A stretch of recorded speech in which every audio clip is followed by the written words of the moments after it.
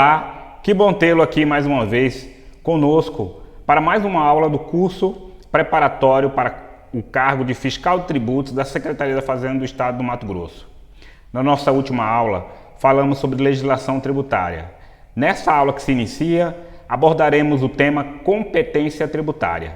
Mas antes de nós adentrarmos ao tema, eu peço a você que se inscreva no canal. Se as aulas passadas e essa aula for relevante para a sua preparação, ou até mesmo para somar os conhecimentos que você já possui, se inscreva no canal, deixe o seu likezinho, porque isso faz com que a gente ganhe mais engajamento para o YouTube e possa entregar mais conteúdo de forma gratuita a todos aqueles que necessitam.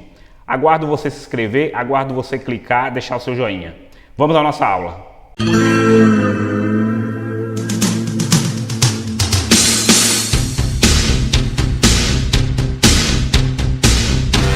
Então, nessa aula falaremos sobre competência tributária. O que vem a ser competência? Quem tem competência para criar e da onde essa autorização de criação surgiu? Bem, a competência tributária ela tem um nascedouro na própria Constituição Federal.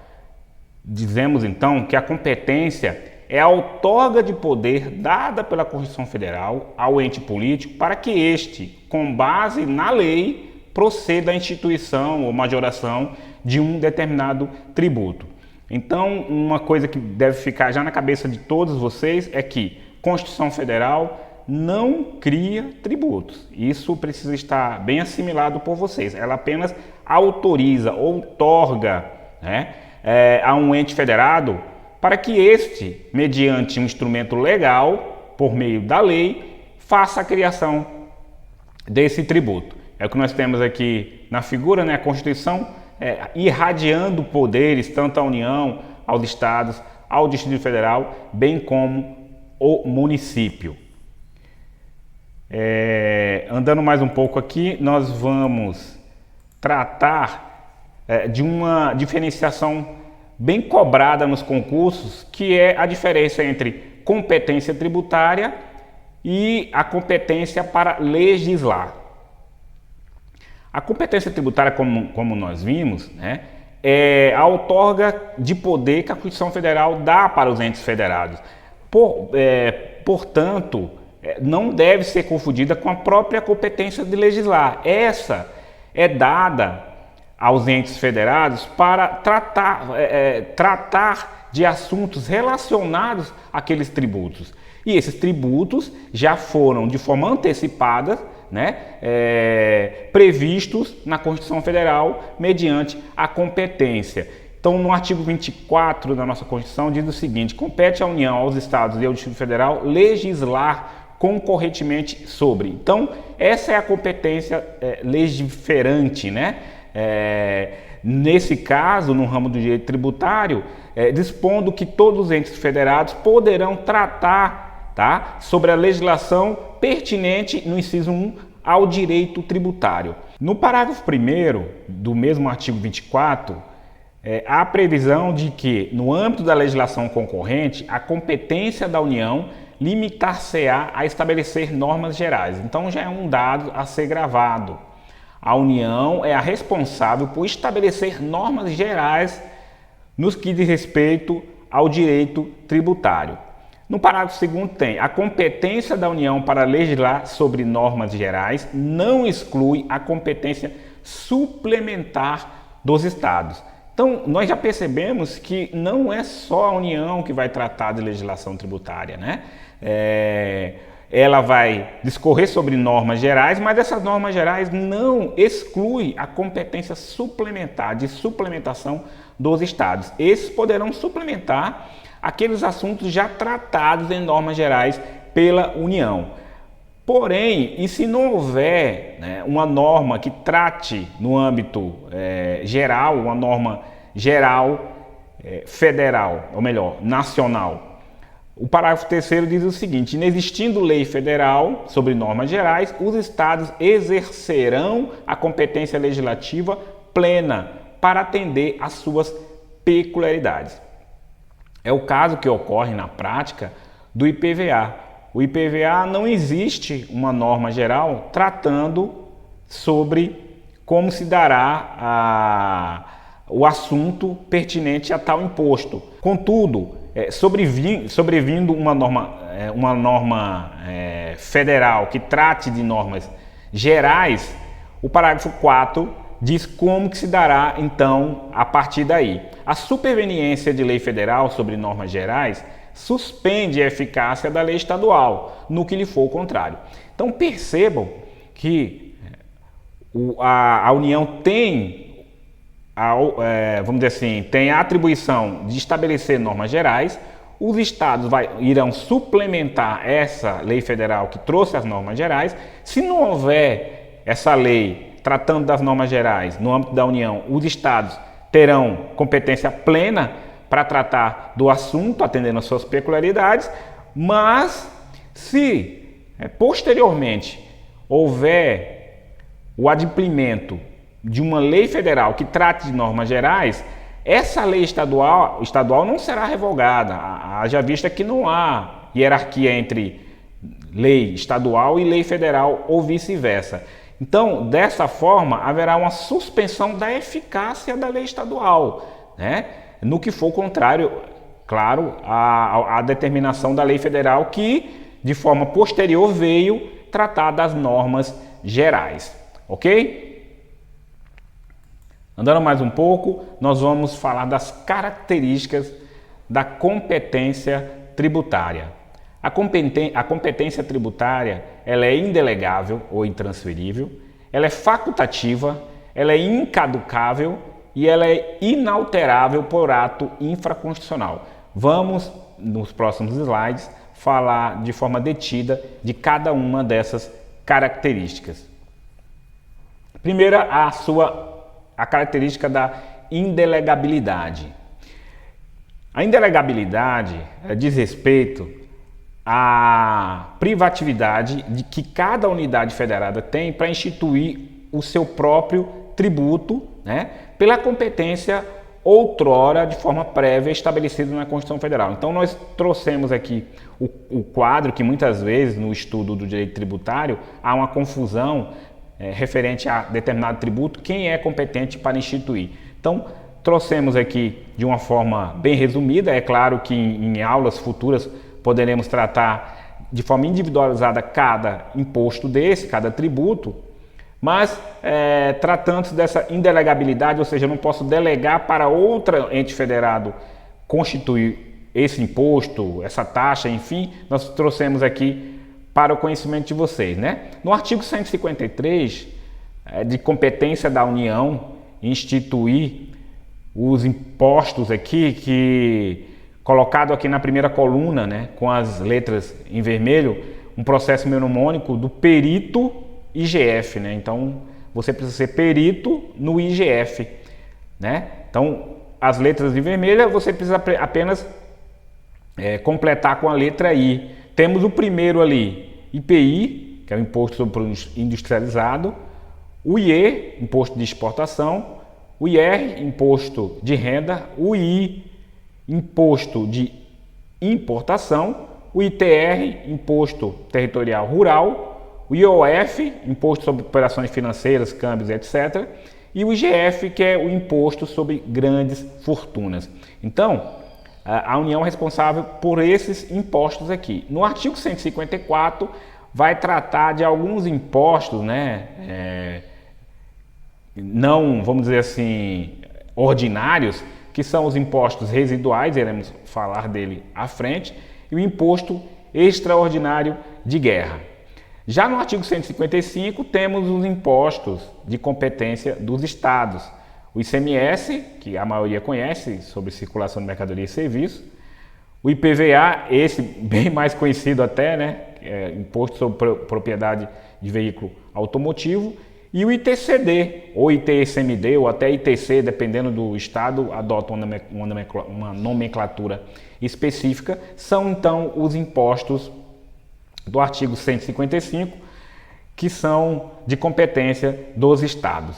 No DF, ainda no artigo 155, nós temos esses mesmos tributos, ICMS, IPVA e ITCD, Mas no artigo 147 da Constituição Federal diz que o Distrito Federal acumulará, né, a competência tributária do IPTU, ISS e ITBI, que são impostos do município. Lá no artigo 156, então, o município poderá instituir imposto predial territorial urbano, o imposto sobre serviços, que é o ISS, e o imposto sobre transmissão de bens imóveis, o ITBI. Então percebam logo de pronto que o Distrito Federal acumula a competência para a instituição de impostos estaduais / municipais. Ainda na indelegabilidade, nós temos taxas, nesse caso aqui, instituídas por todas as unidades federadas, né?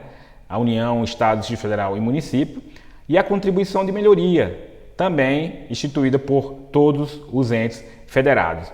E temos como exclusividade da União a figura do empréstimo compulsório, né, que é uma espécie tributária instituída pela União.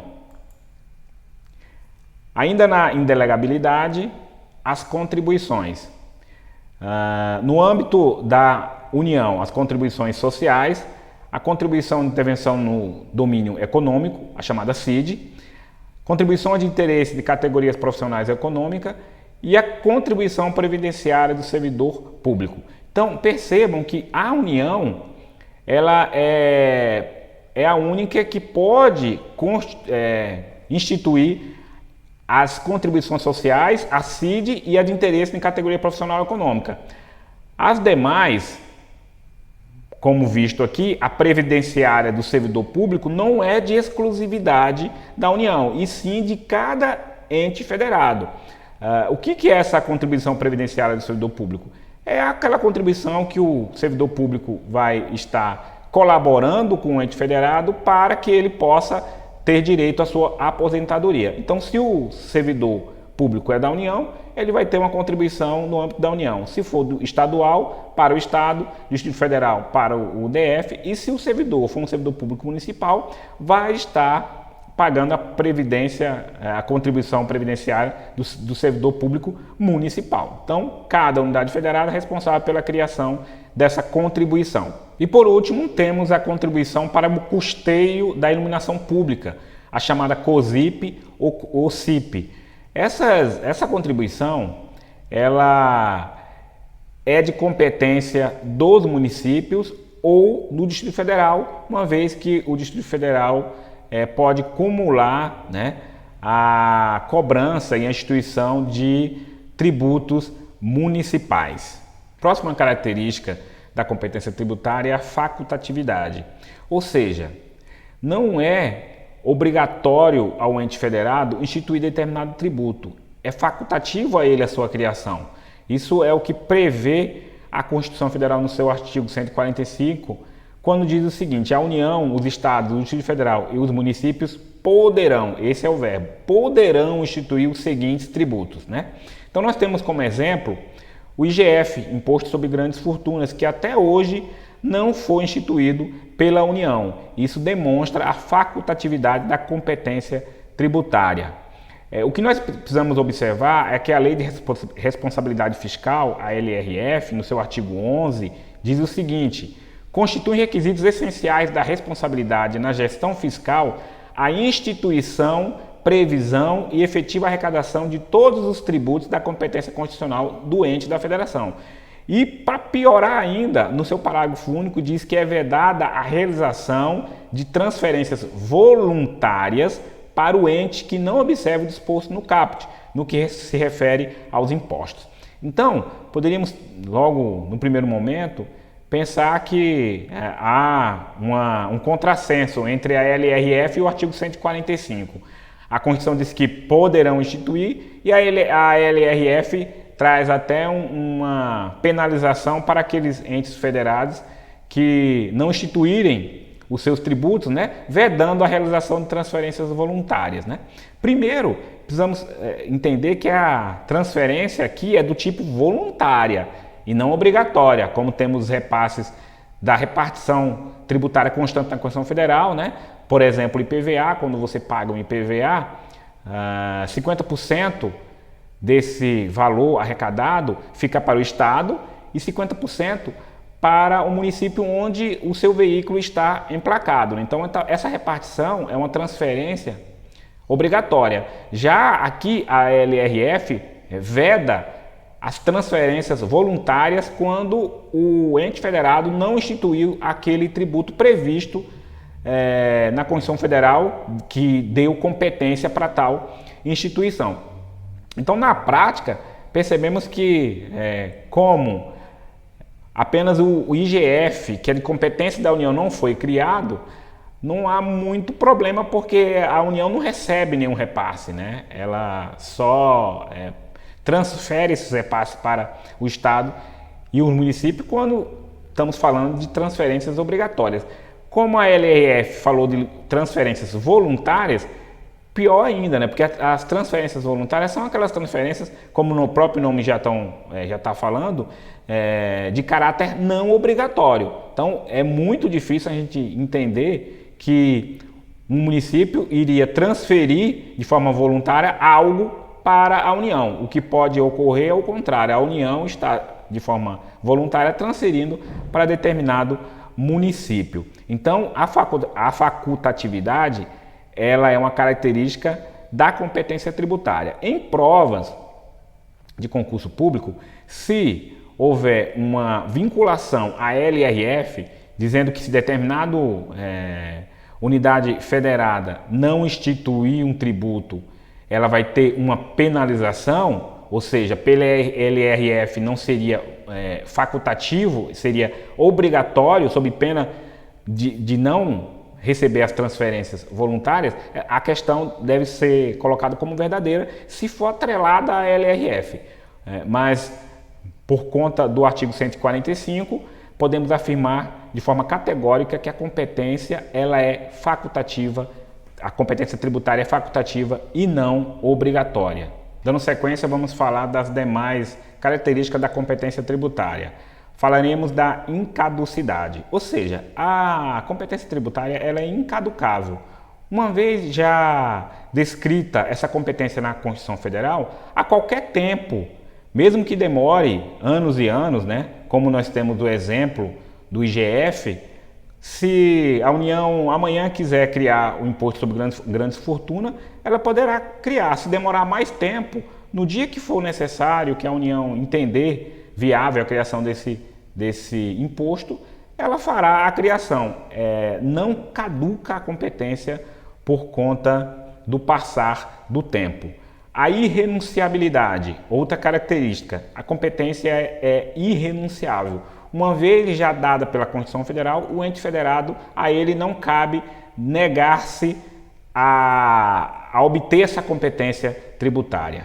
E por último, nós temos a inalterabilidade por ato infraconstitucional. É dizer, o ente federado não pode instituir uma lei alterando essa competência tributária. Se for para alterar a competência, reduzindo-a ou ampliando-a, tem que ser por uma PEC, proposta de emenda constitucional, como ocorreu no caso com a COSIP, que foi instituída pelo artigo 149A por meio de uma proposta de emenda constitucional, ok? Aqui um quadro, né, para vocês guardarem e fixarem a competência tributária e suas características.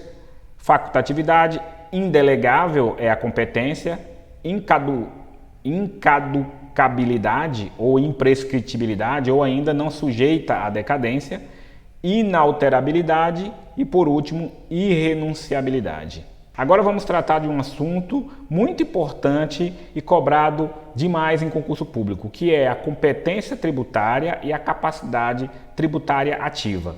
Nós não podemos misturar esses dois conceitos, né? Então há uma diferença muito grande entre competência tributária e capacidade tributária ativa. Como já vimos, a competência tributária nasce na Constituição Federal, que outorga a uma unidade federada para que essa, via lei, crie um tributo. Em regra, essa mesma unidade que criou, ela efetua toda a parte operacional, ou seja, cria, legisla, cobra, fiscaliza e arrecada esse tributo criado. Essa é a regra. Mas pode haver uma delegação de parte dessa competência, que não seja a instituição, mas as demais partes dessa competência, como cobrar, exigir, fiscalizar ou arrecadar, para outra pessoa jurídica de direito público. É o que nós vamos ver com a leitura do artigo 7º do CTN lá na frente e com a diferenciação que trazemos aqui para vocês nesse quadro. Então, a competência tributária é o poder para instituir tributo, já a capacidade tributária ativa é poder para cobrar, exigir, fiscalizar e arrecadar. Então vejam que os verbos são diferentes. Competência está para instituição, o verbo instituir. Já a capacidade tributária ativa, o verbo é cobrar, exigir, fiscalizar e arrecadar. A competência tributária é uma atribuição legislativa. Ora, se a lei ela é exigida para que se crie um tributo, logo a competência tem que vir a partir da lei. E a lei é criada no âmbito do poder legislativo. Já a capacidade tributária ativa é a atribuição executiva ou administrativa. Não tem nada a ver com o poder legislativo. É dada a uma pessoa jurídica de direito público para que ela faça a parte operacional de uma parte da competência tributária, qual seja cobrar, exigir, fiscalizar, arrecadar. A competência tributária ela é afeta aos entes federados, União, Estado, Distrito Federal e Município. Já a capacidade tributária ativa é afeta a qualquer pessoa jurídica de direito público que receba a delegação do ente competente, ou seja, do ente que criou o determinado tributo. Temos aqui abaixo um exemplo aqui icônico, né?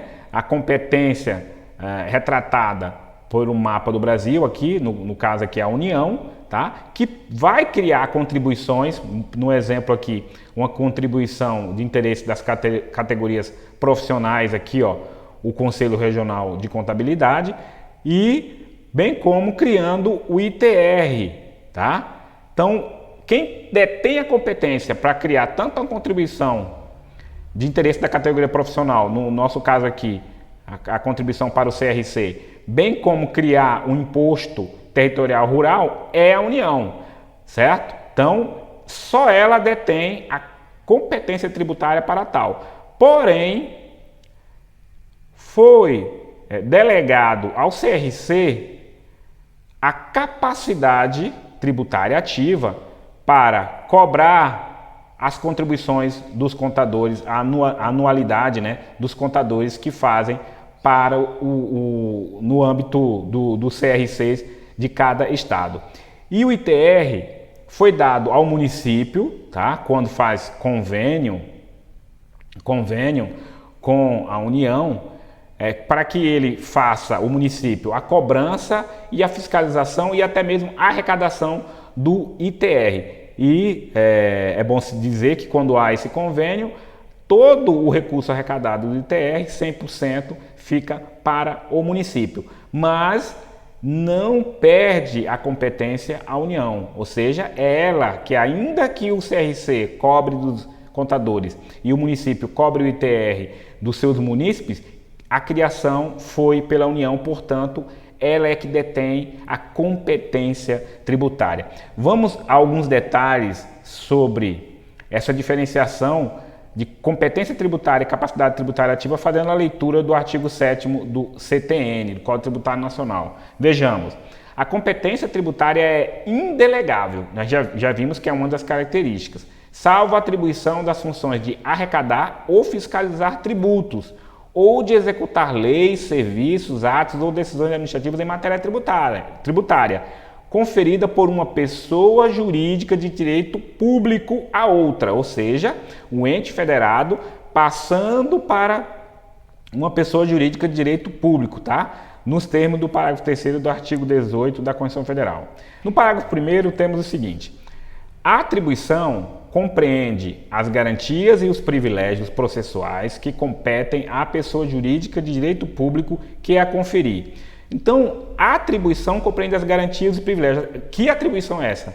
É a própria capacidade tributária ativa e não competência. Ela compreende as garantias e privilégios da pessoa que transferiu, né, uma parte dessa competência que nós chamamos de capacidade tributária ativa.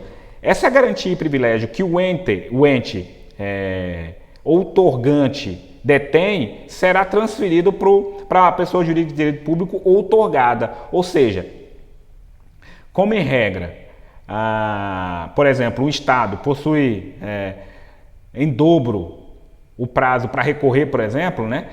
Se foi outorgado a capacidade para uma autarquia, por exemplo, desse Estado, essa autarquia terá esse prazo em dobro para recorrer, por exemplo, ok? No parágrafo 2º, a atribuição pode ser revogada a qualquer tempo por ato unilateral da pessoa jurídica de direito público que a tenha conferido. Ou seja, o ente dando a capacidade tributária ativa para uma pessoa jurídica de direito público, ela pode a qualquer momento trazer novamente essa parte da competência para o ente delegante. O exemplo que nós temos é o INSS. No passado, o INSS, como autarquia, pessoa jurídica de direito público, ela detinha a capacidade tributária ativa para cobrar, para fiscalizar as contribuições previdenciárias.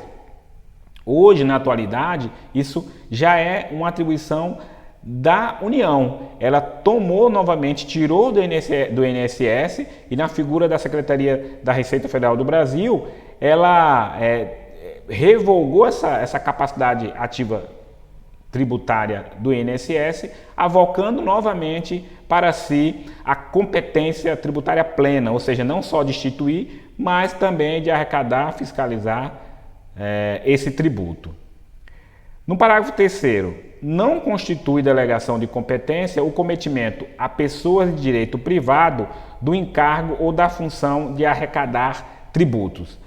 Espera aí, não constitui delegação de competência o cometimento a pessoas de direito privado do encargo ou da função de arrecadar tributos.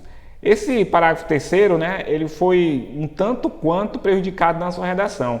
Evidentemente que cometer a uma pessoa jurídica de direito privado o encargo de arrecadar tributo jamais poderia ser uma competência, né? Ele foi prolixo aqui, não constitui delegação de competência. Nós vimos que a competência tributária, lá na cabeça do artigo 7º, já está dizendo que ela é indelegável, né? Não foi muito feliz aqui o legislador.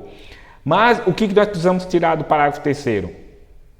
Que vocês já sabem que a capacidade tributária ativa, ela pode ser delegada a pessoa jurídica de direito público. O 3º diz que a função de arrecadar vai ser cometida a pessoa de direito privado. Ora, se a pessoa de direito privado, por exemplo, um banco, faz a arrecadação do tributo, quando você paga aquele boleto, eu não poderia dizer que o banco tem capacidade tributária ativa. Não. Então, como figurar essa ação do banco? Ele não tem competência, por ser uma pessoa jurídica de direito privado, porque a capacidade tributária ativa só é delegada para uma pessoa jurídica de direito público, tá? E muito menos ela tem competência tributária. Então, o parágrafo 3º diz o seguinte: as pessoas jurídicas de direito privado vai simplesmente arrecadar, sem competência tributária, por óbvio, e também sem a capacidade tributária ativa. O que precisamos extrair do parágrafo 3º é que uma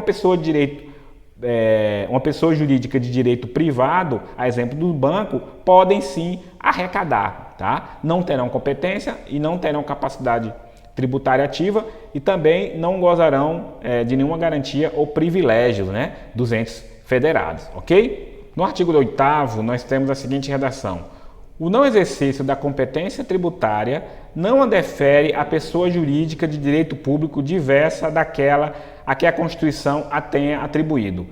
Esse artigo diz o seguinte: se a unidade federada não instituiu um determinado tributo, a outra unidade federada diversa não é lhe dado o direito de instituir no lugar daquela que quedou inerte. Por exemplo, nós temos ainda mais uma vez o IGF, a União até hoje não instituiu. Então, o Estado do Mato Grosso poderia instituir um imposto sobre grande fortuna, levando em conta que a União até hoje não exerceu a sua competência? Por óbvio que não. Outro exemplo é que, na realidade, muitos municípios, por uma questão de custo-benefícios, não instituem o ISS e até mesmo, pasmem, alguns não instituem até hoje IPTU. Então, um Estado, vendo que o município não instituiu o ISS ou IPTU, ele poderia criar um imposto predial, territorial, urbano, estadual para os munícipes daquele determinado município, haja vista que o município ficou inerte na sua criação? Por óbvio que não, pela proibição do artigo 8º do nosso CTN. Agora vamos falar da classificação da competência tributária, matéria também muito exigida em prova de concurso público. Vamos falar primeiramente da competência privativa. A competência privativa para criar impostos atribuídos com exclusividade a este ou aquele ente político. Então, nós vimos que a Constituição Federal outorgou para cada unidade federada determinados impostos, né?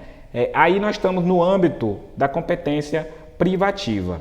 A unidade federada, como o Brasil como uma república federativa, não é necessário apenas da autonomia político-administrativa, mas também autonomia financeira, autonomia de recursos públicos para fazer gerir a máquina pública. Portanto, o constituinte originário separou de forma privativa quais seriam os impostos que cada unidade federada fará a criação, como nós vimos nos slides anteriores. Então, o IPI só poderá, de forma privativa, ser criado pela União, o ICMS pelo Estado, o IPTU pelo município e assim sucessivamente. A competência comum, ela está ligada àqueles tributos, né, vinculados, como a taxa e a contribuição de melhoria. Restringe-se aos tributos contraprestacionais, taxas de contribuição de melhoria e as contribuições previdenciárias dos servidores públicos, donde se segue que é devido ao ente que houver entregue a prestação. Então, se a taxa para um determinado serviço público ou o poder de polícia foi instituído pelo Estado, é ao Estado que eu farei o pagamento. Contudo, é competência comum porque, diversamente do que ocorre com os impostos da competência privativa, tanto a União, como o Estado, como o Distrito Federal poderão, por exemplo, instituir taxas, contribuições e melhorias e, dependendo do servidor público onde ele trabalha, também a sua contribuição previdenciária, ok? Falaremos agora da competência cumulativa. Então o nome já está dizendo, há um acúmulo, né, de unidades federadas cobrando aquele tributo. No artigo 147 diz o seguinte: compete à União em território federal os impostos estaduais e, se o território não for dividido em municípios cumulativamente, os impostos municipais. E ao Distrito Federal cabe os impostos municipais. Também muito cobrado em prova. Então, o que nós vamos aprender com o artigo 147? Território federal, por ter característica de entidade administrativa e não política, tá? A competência ela é da União tanto para os tributos federais quanto para os tributos estaduais, tá? E também os municipais, se esse território não for dividido em municípios, ou seja, geral para a União, impostos federais, impostos estaduais e impostos municipais que estão ali obrigados os contribuintes daquele território. Se o território for dividido em municípios, cada munícipe irá pagar um imposto municipal para aquele município. E para a União, pagará o quê? Impostos federais e impostos estaduais, ok? Então, essa é a competência cumulativa. A União acumulando impostos federais, estaduais e municipais no território, se ele não for dividido em municípios, Se ele for dividido em município, ainda assim haverá uma acumulação mais parcial, apenas dos impostos federais e estaduais. O do município, não. Por quê? Porque o território está dividido em município. Já o Distrito Federal, esse não tem exceção. Tanto impostos estaduais quanto impostos municipais caberá ao Distrito Federal, uma vez que a Constituição Federal proíbe a criação ou a divisão do Distrito Federal em municípios, ok? Competência residual ou remanescente, o nome já está dizendo, né? Aquilo que sobrou, aquilo que remanesceu, tá? Será englobado na competência residual ou remanescente. É bom já destacar que isso é uma característica da União. Os estados e os municípios não detêm competência residual, eles criarão apenas aqueles tributos expressamente elencados na Constituição Federal. A competência residual ou remanescente encontra guarida em dois dispositivos do texto constitucional. O artigo 154, parágrafo 1º, pertinente aos impostos, e o 195, parágrafo 4º, pertinente a contribuições da Seguridade Social. A temática afia-se ao poder de instituir o tributo diverso daqueles já existentes. Cabe uma leitura desses artigos para nós vermos como que se dá essa competência residual ou remanescente. O artigo 154, inciso 1º, diz o seguinte: a União poderá instituir, mediante lei complementar, então já de pronto aqui uma informação valiosa, para a União para criar um imposto não previsto na Constituição, utilizando da sua competência residual ou remanescente, poderá fazer apenas por lei complementar, tá?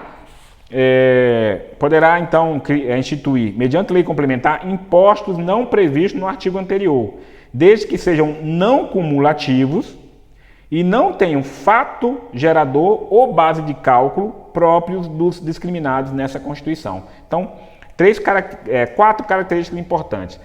A União, para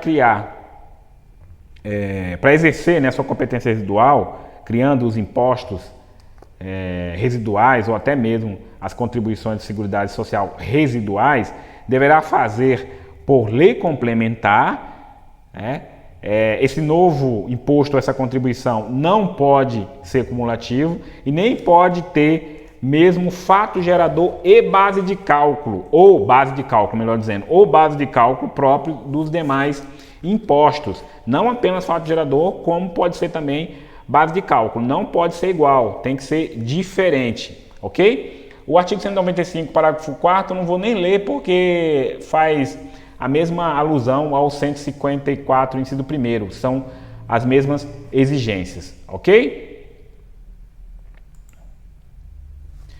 Por último aqui, tratando da classificação das competências, a competência extraordinária.